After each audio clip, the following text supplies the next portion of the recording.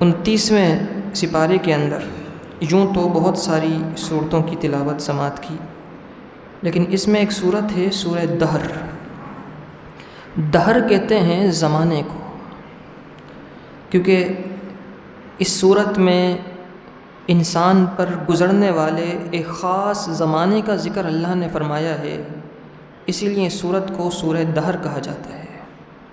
دہر زمانہ۔ فرمایا بسم اللہ الرحمن الرحیم، اللہ کے نام سے شروع جو بہت مہربان رحمت والا۔ هل اتی علی الانسان حین من الدہر لم یکن شیئا مذکورا، بے شک آدمی پر ایک وقت وہ بھی گزرا ہے کہ جب وہ کوئی قابل ذکر چیز نہیں تھا۔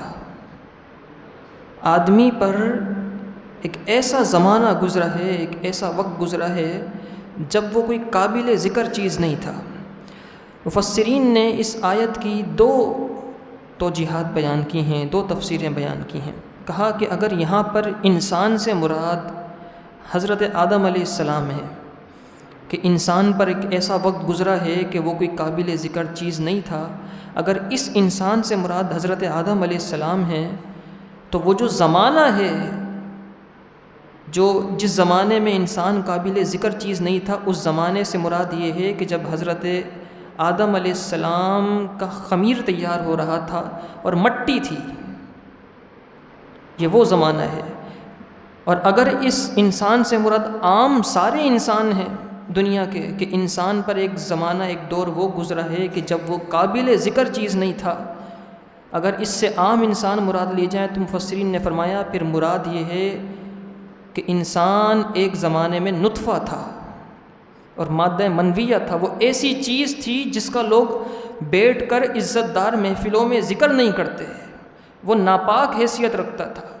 آج مقام، مرتبہ، منصب ملنے کے بعد بڑی بڑی گاڑیوں میں گھومنا، آگے پروٹوکول کی گاڑیاں، پیچھے پروٹوکول کی گاڑیاں، میں اوپر بیٹھوں گا نیچے نہیں بیٹھوں گا، میرا نام اوپر ہو نیچے نہ ہو، میرا نام پہلے پکارا جائے، میرے ہاتھ سے دیا جائے، میرے ہاتھ سے لیا جائے، میں بڑا آدمی ہوں، میں اونچی کرسی پر بیٹھنے والا ہوں۔ آج یہ سب چیزیں اگر اللہ نے دے دی ہیں تو اللہ تعالیٰ فرما رہا ہے کہ اپنی اوقات اور حیثیت نہ بھولنا، ہر انسان پر ایسا وقت ضرور گزرا ہے جب وہ قابل ذکر چیز نہیں تھا۔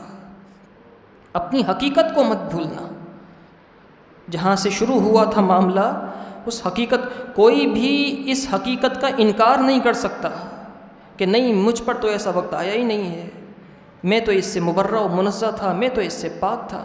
کوئی انسان اس کا انکار نہیں کر سکتا۔ فرمایا قرآن نے هل اتی علی الانسان حین من الدہر لم یکن شیئا مذکورا، انسان پر ایسا وقت گزرا ہے کہ جب وہ کوئی قابل ذکر چیز نہیں تھا، کیونکہ یہ بڑا خاص زمانہ ہے۔ اگر اس زمانے کو انسان نظر و فکر میں بسا لے اور اپنی خیالات میں اس زمانے کو رکھے تو پھر وہ تکبر سے دور رہے گا۔ اسی لیے اس پوری صورت کا نام اس زمانے سے موسوم کر دیا گیا کہ وہ خاص زمانہ جب انسان کوئی قابل ذکر چیز نہیں تھا، یعنی ایسی چیز کہ جہاں لگ جائے ناپاک ہو جائے، لوگ اس سے گھن کھائیں، برا سمجھیں، ہاتھ نہ لگے۔ فرمایا ایسا زمانہ گزرا ہے جب انسان کوئی قابل ذکر چیز نہیں تھا۔ پھر آگے فرمایا انا خلقنا الانسان من نطفۃ امشاج، بے شک ہم نے آدمی کو ملی ہوئی منی سے پیدا کیا ہے۔ اس سے مراد یہ ہے مرد و عورت کے اختلاط سے۔ نبتلیہ فجعلناہ سمیعا بصیرا، تاکہ ہم اس کا امتحان لیں تو ہم نے اسے سننے والا اور دیکھنے والا بنایا ہے۔ قرآن نے فرمایا ہم نے اسے سننے والا اور دیکھنے والا بنایا ہے۔ قرآن میں جہاں کہیں بھی انسان کے سننے اور دیکھنے کی صفات کا ذکر ہے نا، پورا قرآن دیکھ لیں، وہاں پہلے سننے کی صفت ذکر ہوئی ہے، پھر دیکھنے کی صفت ذکر ہوئی ہے پورے قرآن میں۔ آج میڈیکل سائنس اس نتیجے پر پہنچی ہے کہ یہ قرآن کی جو ترتیب ہے نا، پورے قرآن میں ہر جگہ جہاں بھی انسان کی تخلیق کا ذکر ہے، اس میں پہلے سماعت کا ذکر، پھر بصارت کا ذکر آج کی جدید میڈیکل سائنس کہتی ہے کہ یہ عقدہ اس زمانے میں کیسے معلوم تھا کہ انسان کی جب تخلیق ہوتی ہے تو ماں کے پیٹ میں پہلے کان بنتے ہیں، بعد میں آنکھیں بننا شروع ہوتی ہیں۔ 1500 سال 1450 سال پہلے، 1448 ہجری چل رہی ہے، 1450 سال پہلے کہاں سے یہ علم آیا کہ کسی ایک جگہ بھی ترتیب نہیں بدلی کہ پہلے بصارت کا ذکر ہو پھر سماعت کا ذکر ہو۔ سائنس کہتی ہے کہ یہ تو پہلے 4 ہفتے پہلے کان بننا شروع ہوتے ہیں، اس کے بعد پھر آنکھیں بننے کا عمل شروع ہوتا ہے۔ تو یہ وہی کلام کر سکتا ہے جس نے ماں کے پیٹ میں وہ تخلیق کی ہو، اس نے اتنی گہرائی سے دیکھا ہو، وہی یہ کہہ سکتا ہے کہ پہلے سماعت ہے پھر بصارت ہے۔ ہم نے اسے سننے والا اور دیکھنے والا بنایا۔ انا ہدیناہ السبیل اما شاکرا و اما کفورا، بے شک ہم نے اسے راستہ دکھایا، اب وہ یا تو شکر گزار بن جائے یا ناشکری کرے۔ راستے دونوں دکھا دیے، اچھا ہو جائے یا برے کاموں میں پڑ جائے۔ تو اس صورت کا آغاز انسان کو عاجزی اور انکساری سکھاتا ہے۔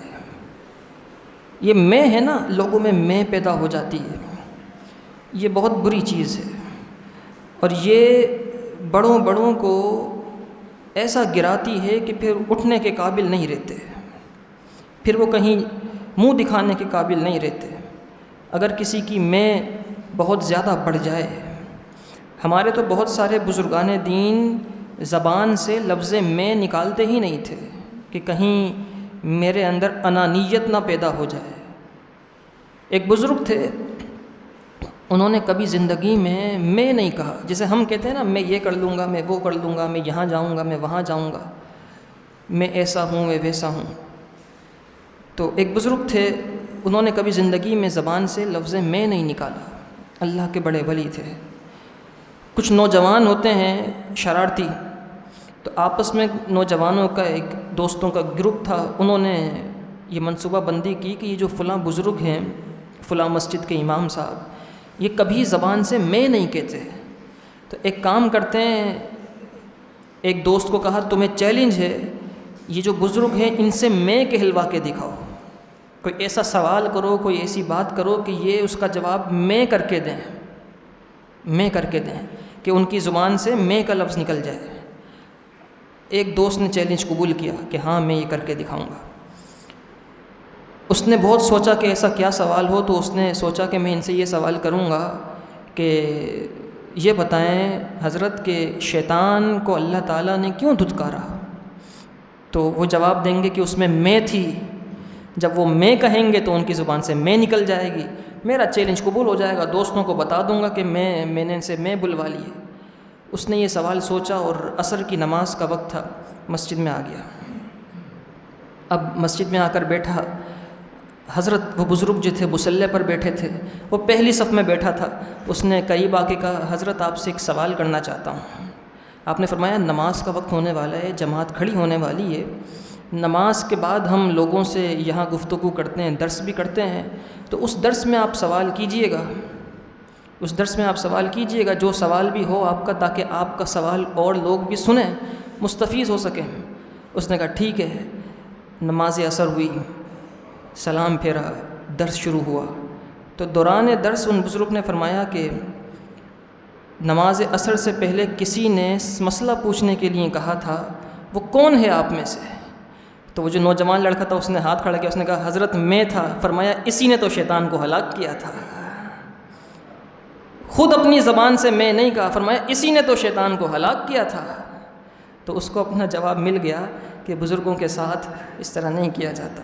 تو یہ جو میں ہے نا، انانیت، وہ بہت بری چیز ہے۔ حضرت سیدنا سری سقطی رضی اللہ تعالیٰ عنہ کی بارگاہ میں ایک شخص آیا۔ حضرت سری سقطی جو ہیں وہ قادری سلسلے کے پیشوا ہیں اور سیدی غوث اعظم کے مشائخ میں شامل ہیں، حضور غوث اعظم سے اوپر کے مشائخ میں شامل ہیں۔ حضرت جنید بغدادی کا نام سب نے سنا ہوگا، حضرت سری سقطی حضرت جنید بغدادی کے ماموں ہیں۔ ہاں جی، آپ کے ماموں ہیں۔ اللہ تعالیٰ نے یہ مجھے شرف عطا فرمایا کہ میں نے حضرت جنید بغدادی کے مزار پر انوار کی بھی زیارت کی ہے، سری سقطی رضی اللہ تعالیٰ عنہ کی بھی زیارت کی ہے۔ حضرت سیدنا سری سقطی رضی اللہ تعالیٰ عنہ کی بارگاہ میں ایک نوجوان آیا اور اس نے کہا حضرت ایک سوال ہے، سوال یہ ہے کہ کوئی ایسی چیز بتائیں جو اللہ کے بہت قریب ترین ہو اور جسے اللہ بہت پسند کرتا ہو، بہت محبوب رکھتا ہو، اور وہ چیز اگر انسان میں پیدا ہو جائے تو اللہ اسے اپنا قرب خاص عطا فرما دے۔ اس نوجوان کا یہ سوال تھا، حضرت سری سکتی کی آنکھوں سے آنسو جاری ہو گئے۔ اس نے کہا تیری عمر کم ہے لیکن تو نے سوال بہت بڑا کیا ہے، تو سن تیرے سوال کا جواب یہ ہے کہ وہ چیز جو اللہ کو سب سے زیادہ پسند ہے وہ یہ ہے کہ ان یطلی اللہ علی قلبک وانت لا ترید من الدارین غیرہ۔ فرمایا وہ چیز یہ ہے کہ جب اللہ تیرے دل پر نگاہ ڈالے تو اللہ یہ دیکھے کہ تو پوری کائنات میں اس رب کی رضا کے سوا کچھ چاہتا ہی نہیں ہے۔ فرمایا جب وہ تیرے دل پر نگاہ ڈالے تو یہ دیکھے کہ تو اس پوری کائنات میں، اس کی اس پوری کائنات میں اس رب کی رضا کے سوا اور کچھ چاہتا ہی نہیں۔ جس بندے میں عقل ہو، جس بندے میں غرور ہو، تکبر ہو، انانیت ہو، سمجھ جائیے گا کہ اسے محبت الہی کی ہوا بھی نہیں لگی، کیونکہ اللہ والے جو ہوتے ہیں، اللہ والوں کے دلوں میں عاجزی آ جاتی ہے، ان کے عمل سے، ان کے اخلاق سے، ان کے رویے سے، ان کی باتوں سے، ان کے چال چلن، گفتار سے، کردار سے عاجزی اور انکساری ٹپکتی ہوئی محسوس ہوتی ہے۔ آپ دیکھ لیں بہت سارے لوگ تکبر کرتے ہیں، بات بات پر گالیاں دیتے ہیں، ایک دوسرے کے دست و گریباں ہو جاتے ہیں، اور جب ان سے کہا جائے یہ تم کیا کرتے ہو تو وہ کہتے ہیں کہ میرا بلڈ پریشر ہائی ہو جاتا ہے۔ خاندانی غصے والے ہیں، ہماری ذات ایسی ہے کہ ہم میں غصہ ہی زیادہ ہے، ہمارے باپ دادا غصے والے تھے تو وہ وراثت میں ملا ہے، یہ کوئی چیز نہیں ہوتی۔ کوئی یہ کیوں نہیں کہتا کہ گھر والوں نے تربیت نہیں دی ہے؟ یہ باپ دادا کا غصہ، اگر باپ دادا سے کوئی چیز ملنی تھی تو کوئی اچھی چیز ملتی نا، ان سے ملنی تھی تو شرافت ملتی۔ چلو ان میں تھی، ایک تو تم نے انہیں بھی بدنام کیا کہ وہ بھی ایسے تھے جو دنیا سے چلے گئے، اور خود بھی ایسے ہی رہے، خود تو اچھے ہو جاتے ہیں۔ اور بلڈ پریشر ہائی ہو جاتا ہے تو ہائی پر ہو جاتا ہوں تو میرے ساتھ یہ ہو جاتا ہے، یہ کوئی باتیں نہیں ہوتی۔ ہائی پر اگر انسان ہو رہا ہے تو ذرا اپنے سے بڑے کے سامنے ہو کر دکھائے، کسی شاہ صاحب کے سامنے ہائی پر ہو کر دکھائے تو اسے پتہ چلے کون سا بلڈ پریشر اور کون سا ہائی پر، سب چیزیں نکل جاتی ہیں۔ انسان ہمیشہ بلڈ پریشر کا اظہار کرتا ہے اپنے سے نیچے والوں کے سامنے، اور پھر اس کے بعد اس طرح کی باتیں کہنا شروع کر دیتے، اپنے گھر والوں کے سامنے، اپنے بیوی کے سامنے، اپنے بچوں کے سامنے۔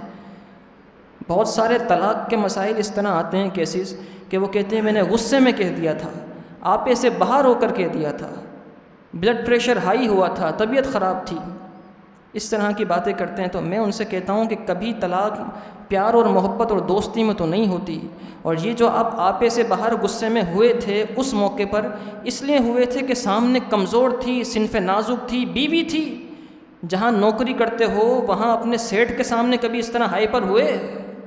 کبھی نہیں۔ وہ زیادہ ذلیل کرتا ہوگا بات بات پر، لیکن کوئی اس کے سامنے ہائی پر نہیں ہوتا۔ کیوں؟ کیونکہ چلتی اپنے سے نیچے والوں پر ہے۔ اور جو اللہ والے ہوتے ہیں ان کی کردار، ان کی باتیں دلوں کو بدل دینے والی ہوتی ہیں۔ حضرت امام کشیری جن کا رسالہ کشیریہ ہے، امام کشیری وہ بزرگ ہیں جو حضرت داتا گنج بخش علی حجویری رحمۃ اللہ تعالیٰ علیہ کے دادا مرشد ہیں حضرت امام کشیری۔ ان کا رسالہ ہے رسالہ کشیریہ تصوف کے موضوع پر۔ آپ نے ایک واقعہ لکھا ہے، آپ نے کہا کہ ابو بکر الحربی کہتے ہیں ہم حضرت معروف کرخی کے ساتھ تھے۔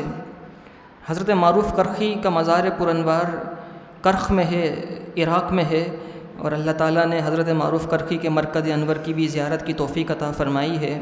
اور سیدی حضرت معروف کرخی کے مزار پر آپ چلے جائیں تو آپ کے مزار کے اندر جا کے، اوپر تو بہت اونچی عمارت بن چکی ہے لیکن انڈر گراؤنڈ جا کے وہ چلہ گاہ ہے جہاں سیدی غوث اعظم چلہ کاٹا کرتے تھے۔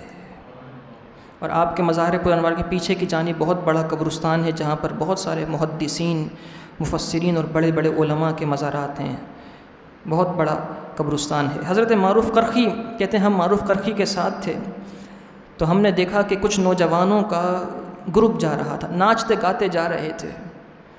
شراب کے نشے میں دھت تھے، ڈھول بجا رہے تھے، نہ جانے کیا کر رہے تھے۔ تو حضرت معروف کرخی کے ساتھ ان کے کچھ مریدین موجود تھے۔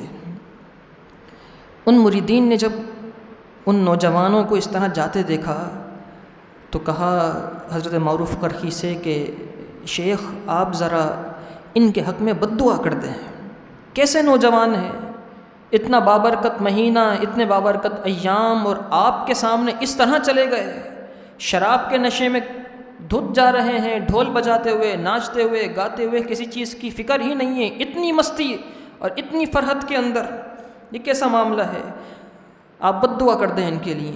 تو حضرت معروف کرخی رحمۃ اللہ تعالی علیہ نے اپنے ہاتھ اٹھائے اور آپ نے ہاتھ اٹھا کر دعا کی، فرمایا یا الہی سیدی اسألک ان تفرحہم فی الآخرہ کما فرحتہم فی الدنیا، اے اللہ میں تجھ سے یہ دعا کرتا ہوں، یہ جو جا رہے ہیں انہیں آخرت میں بھی اسی طرح خوش رکھنا جیسے دنیا میں خوش رکھا ہے، آخرت میں بھی ویسے ہی خوش رکھنا۔ وہ جا رہے تھے اپنی مستی میں، آپ نے ہاتھ اٹھا کے دعا کی، یا الہی یا سیدی اسألک ان تفرحہم فی الآخرہ کما فرحتہم فی الدنیا، اے اللہ انہیں آخرت میں بھی یوں ہی خوش رکھنا جیسے یہاں خوش رکھا ہے۔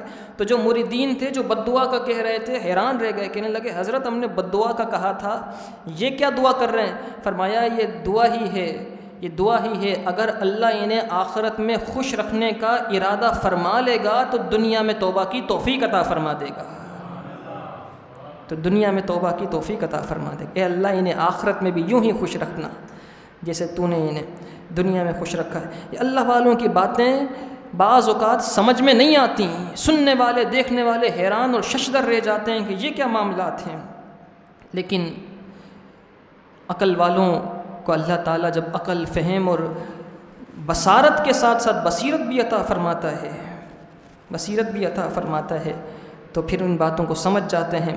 جو اللہ والے ہوتے ہیں جنہیں اللہ اپنا قرب خاص اور عاجزی اور انکساری عطا فرماتا ہے، وہ ان کی باتیں کیسی ہوتی ہیں۔ علامہ ابن جوزی بیان کرتے ہیں کہ حضرت سفیان ثوری بڑے حدیث کے امام ہیں، آپ دریائے دجلہ میں گئے نہانے کے لیے۔ اب تو جگہ جگہ غسل خانے ہیں، باتھ روم ہیں، پہلے لوگ دریاؤں پر، نہروں پر جایا کرتے تھے۔ حضرت سفیان ثوری دریائے دجلہ پر نہانے کے لیے گئے تو آپ کے جو کپڑے تھے وہ آپ نے کسی پتھر پر رکھ دیے، کہ بڑا پتھر وہاں موجود تھا، لوگ وہاں کپڑے رکھتے ہوں گے اور نہر میں اترنے کے لیے، تو آپ نے کپڑے اپنے وہاں رکھے۔ غسل کرنے کے لیے آپ پانی میں آپ تشریف لے گئے تہبند باندھ کے، باہر تشریف لائے تو اتنے میں دیکھا ایک چور کپڑے چوری کر کے بھاگ گیا۔ وہ چور چوری کر کے بھاگا کپڑے لے کر، تو جس ہاتھ سے اس نے وہ کپڑے اٹھائے تھے اس ہاتھ پر اس کے فالج گر گیا۔ ابھی وہ گھر پہنچا تھا کہ فالج ہو گیا۔ اللہ والے کے اتنے بڑے محدثین کے امام، ان کے کپڑے اٹھائے تھے، ہاتھ پر فالج گر گیا۔ آپ کو کسی نے بتایا کہ فلاں جو آدمی ہے اس نے آپ کے کپڑے چوری کیے ہیں اور اس کے ہاتھ پر فالج ہو گیا ہے، آپ اس کے گھر چلے گئے۔ کوئی اور ہوتا تو وہ جا کے سب سے پہلے تو تانا دیتا، کہتا کہ دیکھ تو نے میرے کپڑے اٹھائے تھے، حق حلال کی کمائی سے کپڑے خریدے تھے نا، اور تو نے میرے کپڑے چوری کیے، دیکھ لیا اللہ نے تیرے ساتھ کیا کیا۔ یوں ہی ہوتا ہے، اور بد دعائیں دیتے، تانے دیتے، یا ہو سکتا ہے اس کو مارتے، اس کے کپڑے ہی پھاڑ دیتے۔ حضرت سفیان ثوری رحمۃ اللہ تعالی علیہ اس کے پاس گئے، فرمایا کیا ہوا؟ اس نے کہا حضرت کپڑے چرائے تھے، فالج ہو گیا۔ آپ نے فرمایا کپڑے واپس کرتے ہو؟ اس نے کپڑے واپس کیے۔ آپ نے دعا کی، یا اللہ جس طرح اس نے میرے کپڑے واپس کیے ہیں تو اسے ہاتھ کی حرکت واپس عطا فرما دے، تو اسے ہاتھ کی حرکت واپس، یہ دعا کرنی تھی، اس کے ہاتھ میں پھر سے حرکت پیدا ہو گئی، اس کا فالج ختم ہو گیا۔ تو الحل اتا علی الانسان حین من الدہر لم یکن شیئا مذکورا، بے شک انسان پر ایک زمانہ، ایک وقت، ایک دور ایسا گزرا ہے کہ جب وہ کوئی قابل ذکر چیز نہیں تھا۔ اللہ تعالی ہم سب کو عاجزی اور انکساری کی دولت عطا فرمائے، قرآن مجید فرقان حمید کے راستے پر چلنے کی توفیق عطا فرمائے۔ وآخر الدعوانا الحمد للہ رب العالمین۔